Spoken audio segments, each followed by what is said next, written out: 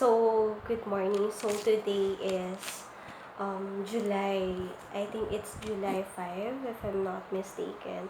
So, it's July 5, Friday. And it's already 10:19 a.m. in my clock. So, I'm going to talk about how great God is in our lives, and how can we view God as our God. So for the past days, I'm having my devotion in Job, the book of Job, and today I was so marvel when I read again this passage from Job 40. I'll just read a few of its verses. The Lord said to Job, "Will the one who contends with the Almighty..."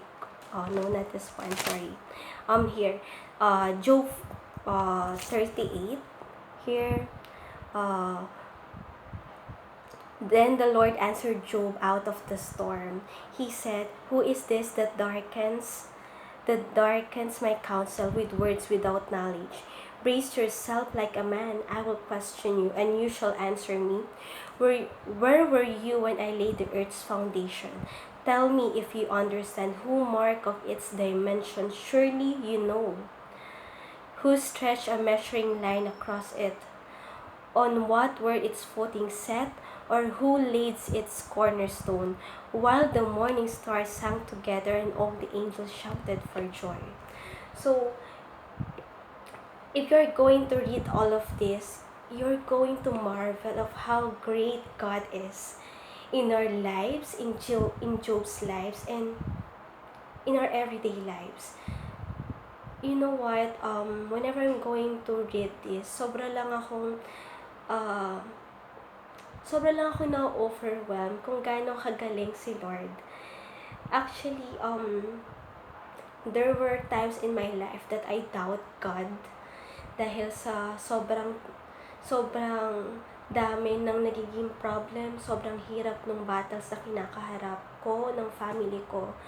Yet, whenever I'm going to question God, the Lord will tap me, and He will tell to me, "Anak, just look at the stars, the heavens, who created those things.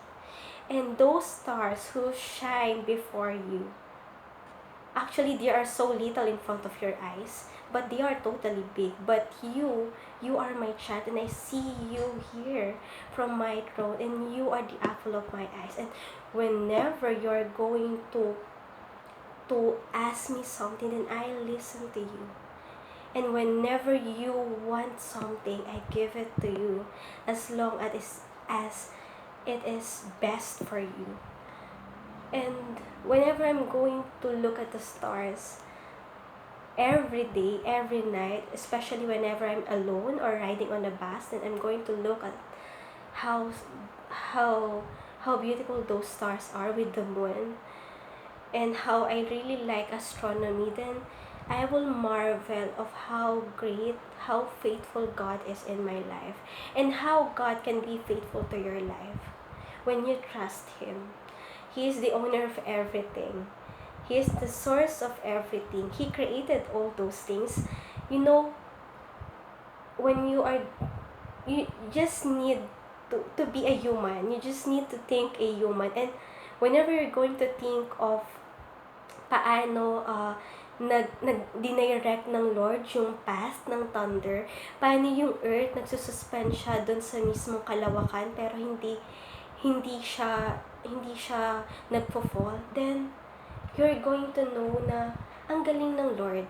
And whenever you ask God to be with you during your battle, then God can break the law of physics before you, just like how He did it to Joshua, if I'm not mistaken, when the Lord uh, make the sun stood still before the Israelites. Then God can do it to you. God can even be greater to your life whenever you wanted Him to be. So I think this will just be a short exhortation for now, because My cell phone, it has a few storage, so I hope you've learned something just from here.